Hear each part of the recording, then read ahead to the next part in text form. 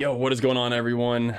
Hope you're having an awesome Labor Day today. I'm here in California, and I wanted to go into this video about investing into cabins for short-term rentals. It's a big thing, and managing several Airbnbs here in California. The game has sort of changed. You know, it was super popular a couple of years ago. Everyone was doing it, but now you sort of have to get creative in what you Airbnb and short-term rent. And these two guys ended up investing in cabins, which I think is an awesome idea because people want different. People don't want to stay in a cookie cutter house as an Airbnb. If they're going to do an Airbnb, might as well do something cool. If you don't want to do Airbnb, go stay at a hotel. So anyway, I wanted to react to this video, see what their plan was, what that looked like, and how they did it. And less than a year later, valued as high as $2.55 million. Now, most people would assume that to build an entire home would cost significantly more than $100,000, let alone 4 of them with a view. And they'd be right. And in theory, to reach that 7-figure mark in 1 year, this property would have to generate over $212,000 a month, or that's about $7,000 a day, every single day. But I know that's not true. There's another way. Now, I've seen a lot of people invest in properties, Airbnbs and unique spaces, and ultimately fail. And in this case, it's not really about funding or location, and it's not really about the structures either. So I spent the last couple of weeks studying the area, staying at the property, and then even low-key interviewing the owner and builder without him really knowing. And I did all this to learn the secrets behind the unlikely success of 4 cabins in the middle of nowhere? To understand how 2 skiing buddies turned $100,000 into millions, there are 5 parts you have to understand. Each part unlocks another clue to how making millions is not about being lucky. I started studying these cabins about a month ago when I was doing research for another video on unique rentals and spaces that made the most money on Airbnb. And in that process, I saw some pretty amazing, relatively inexpensive spaces make like $10,000 to $20,000 a month. But then unique spaces is the most important thing. You just notice a theme. They were all tree houses, cabins, A-frames. They've got to be different in order to stand out and get the most bookings and revenue. I stumbled across Brian's place, which had not 1 nor 2, but 4 Scandinavian cabins.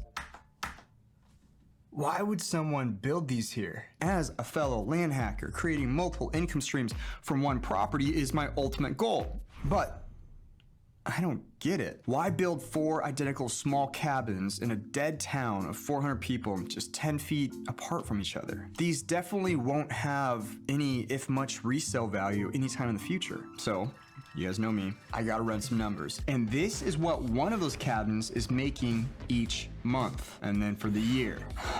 It doesn't really make much sense. Or does it?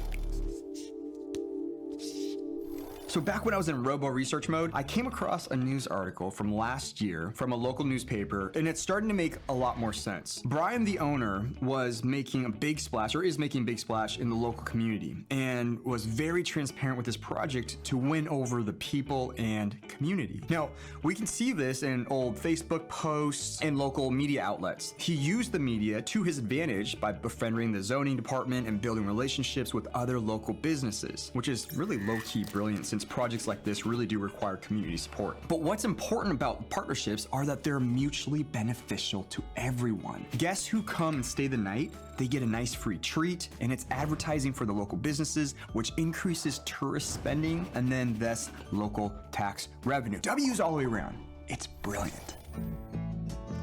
Get the community involved. Buy local goods. Man, that smart business partnering is partially why this project is so different from most other short-term rentals. There are 2 things that sets this project apart from what I can see anyways. The land and the coffee shop next door. Let's start with that coffee shop. Now, what makes this project different is that Brian owns this coffee shop too. And there's not 1 Brian, there's 2. Twinsies, except 1 is spelled with a Y. So what appears to have happened here was that these were 2 friends decided to partner up and buy this 1918 cafe back in 2019 for $460,000. They then converted it into a space where they could roast and grind their own beans, and seems now to be a local favorite, which is always a good thing. Now, it also looks like the cafe they purchased came with some extra acreage behind it. Big bonus. So they must have gotten approval to build on it. Or what's more likely is that they were able to split it off to create the short-term rental community. Let's take a look at their coffee shop. Now, I obviously don't have exact numbers, but having friends in the restaurant industry, looking at national data for cafes, along with a few assumptions just from experience, I can run some fairly accurate numbers real quick if you give me 1 second here. Okay, so I think I got the numbers here. They've got a pretty darn good cash flow each month with that coffee shop. We can see here it's just over $2,000 a month in pre-tax profits. Okay, now I want to take a look at those cabins. Let me pull up my rental analysis spreadsheet Pre-tax? called my unit What was economics, it after and then tax? give me a quick second to pull up all the other websites that I want to pull my data from, like Airbnb, and my other sites. The numbers that this property is spitting out, it's going to blow your mind. But first, we need to talk with Brian and get a few more details so I can firm up my numbers here, and then they're gonna make a lot more sense. But right now, I'm properly intrigued. I need to book this place and check this all out for myself. And booked.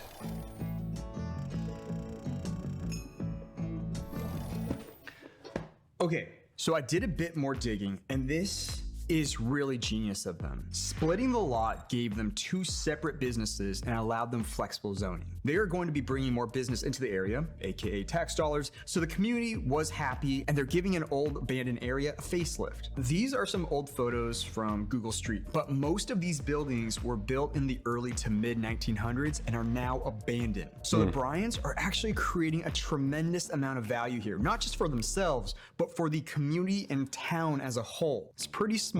But here's the big brain tactic that I love. They built 2 businesses that are symbiotic. Simba what? Do you remember watching those nature documentaries and it shows sharks swimming with those smaller fish all over its body, even going inside its mouth and eating the parasites and leftovers? That's a symbiotic relationship. Brian Squared did that here. The cabin's drawing guests from out of town to stay in the area, and then every morning they get up and a new round of customers head to the coffee shop for breakfast and a drink. Win-win, simply brilliant. It's a fairly common strategy in business. Some call it owning your vertical. I actually implement a similar strategy. Here's my visual. Now, I own and invest in real estate, obviously. So naturally, I created a property management company. I then started a content creation business around real estate. Fancy way of me just starting YouTube, which Multiple then streams of turned into income. my program where I teach students how to do what Brian Squared is doing, basically. So they can learn about real estate investing, unique rentals, and building multiple income streams from one property. I call it my Land Hacker program. And if you're interested in joining the community, check out my website, kaiandrew.com, and you can see what. Also, too, location is huge. You know, so sort of having that in mind before you choose a spot to short-term rent in is so important. So the first thing I would do is check on ordinances and laws pertaining to short-term rentals. Before you even think about buying a place, make sure you can short-term rent. Some places don't allow it anymore. Some places only allow 3 months out of the year. Check ordinances and laws that pertain to short-term rentals in that area before you even start the process of purchasing any short-term rentals. we're doing. You can even set up a And make sure it's near attractions. Make sure it's near lakes. Things you can go do as a family or as a couple or even single people. Make sure there's things around it that make people want to travel to your area. Amusement parks. It could be historical parks. I mean, things to say, hey, you know what, I want to go there. It's super important. If you book somewhere or if you buy a place, there's not a ton to do. Not a lot of people are going to be traveling to your Airbnb.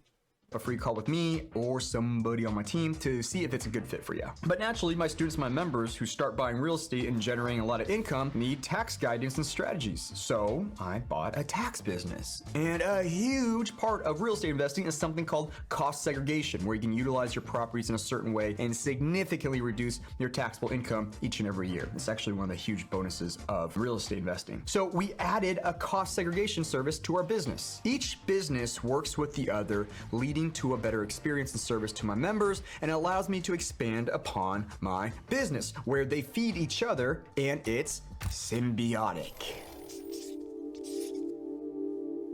Okay, so we actually weren't planning on running into the owner at the property, but we did when we first arrived, and I completely failed to get my equipment and gear set up. But this is essentially what we learned from this mad genius. We started building right when construction prices were going up, back in 2020. So I calculated everything that we needed, lumber, nails, screws, everything, and I ordered all of it. It was literally stacked in piles all over the site, and I saved a ton of money because within a few months things were completely gone and lumber has shot through the roof. Each cabin is roughly 600 square feet, and it ended up costing us roughly only $175 a square foot. Okay.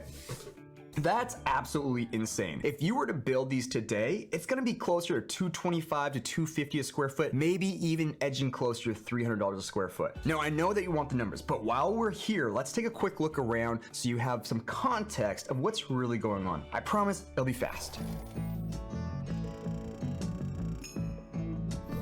So this is what it's like when you first arrive. Everyone has their own designated parking Dang, those space. are Bam. nice. There are 4 cabins, all identical Scandinavian design. Love it. Boom. They're perched up on the hill that looks over the river. Sweet. We go inside and there's a kitchen, I'm living talking area, about, sleeping rivers, area, super comfortable by the way, attractions. and a luxe bathroom with heated floors and a poop closet. Blammo. Speaking of the partnerships from earlier, the space comes with coffee, duh, they own the coffee shop next door, beer from the local distillery, and wine from the local vineyard, which, fun fact, this whole area is known for its microbrews and wine. They should just call this place the Locals. Trademarked by Kai Andrew. The banger part of the space that gets a lot of bookings are these floor-to-ceiling windows and private deck. Now we can go around back and we can check out the communal area that we can actually see from the private deck, where each cabin has its own fire pit. Oops, we sat in the wrong one. And there you go, communal hangout area with a fire pit. Whammo. Now, one thing I do want to note out is that Brian was very smart with his landscaping and used all native plants, meaning that after the first year, he won't have to worry about watering or caring for them. Smart.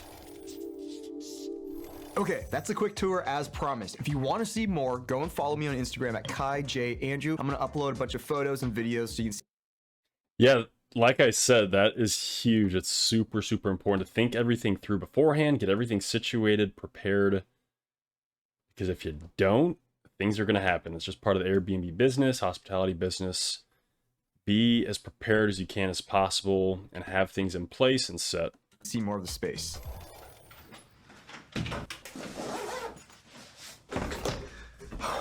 We just got back. Well, actually we got back a little bit while ago, but I've been working on my analysis of one of the cabins. Now I had to do a couple of estimates, especially around the occupancy rates and the nightly rates by month, because this area is actually pretty seasonal, which is actually kind of nice because there's 2 peak seasons. But my research sites give me a pretty high confidence in my accuracy. Here, take a look. So I just ran this. Not sure if you can see that. You know what? I don't think that's gonna work really well. Let me do this. Here you go.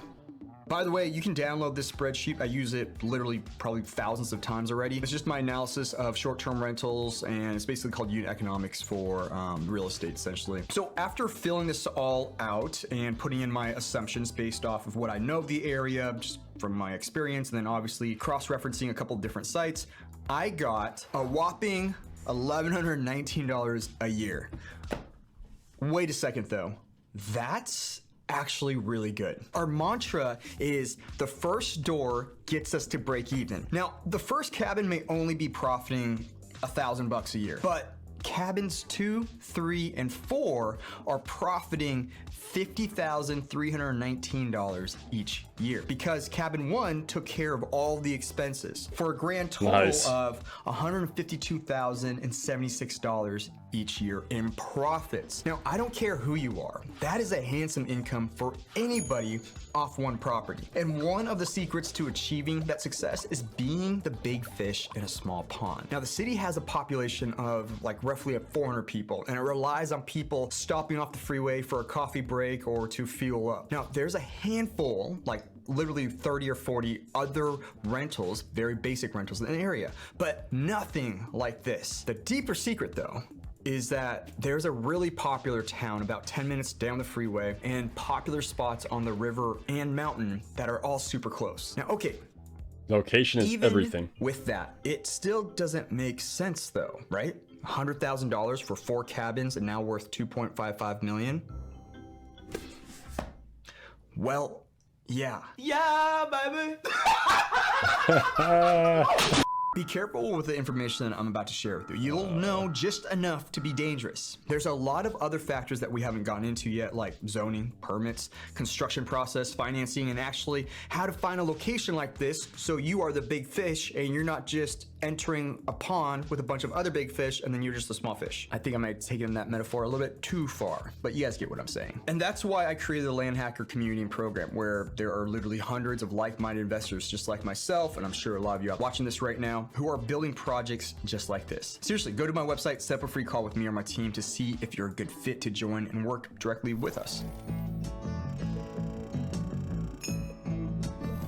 So we already know the cost of this build. 4 cabins multiplied by 600 square feet per cabin multiplied by $175 per square foot equals $420,000 in total. Add in furniture and artwork, that's another $30,000. Landscaping and miscellaneous, that's maybe another $50,000. And we're all in at $500,000. Now here's the real crazy secret. Because of zoning and permits, these are not considered normal homes. These are hotels. Therefore, the Bryans were able to get an SBA loan with 20% down, which on $500,000 is $100,000. There's the financing. In this case, an SBA 504 loan for new construction of a business facility.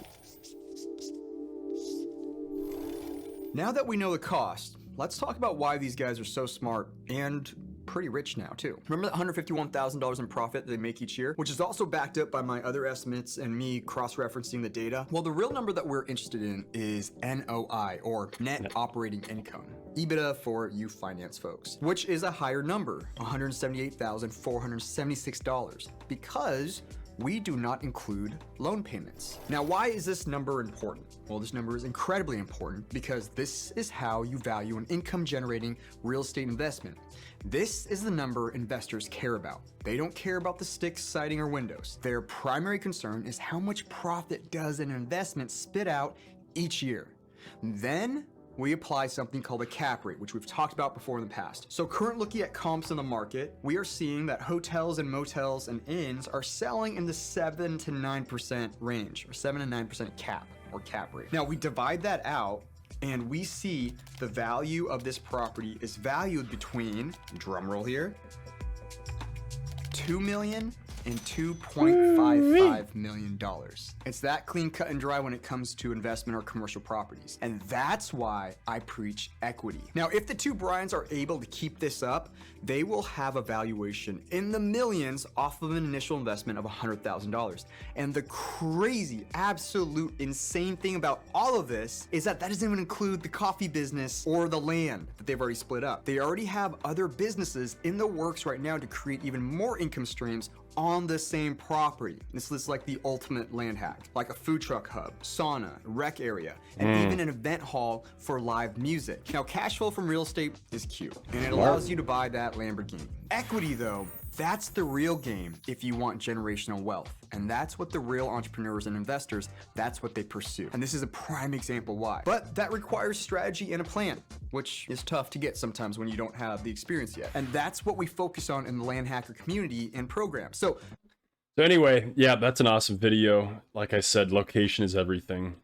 Like they said, they had the property right next to the river, next to famous towns, attractions, parks. Do your research on a location first. Do it on the restriction and ordinances in that county or city. People want different. People don't want track homes. People want cabins, A-frames. I've seen light towers. I mean, you name it. People want unique places. So if you're going to do Airbnb, do your research, get the numbers down, and hopefully it works. It's an amazing business if you can get the systems down. It's a hospitality business, so you got to have patience, but it is a fun business. If you like this content, hit that like button, hit that subscribe button. I appreciate you all and have an awesome day. Peace.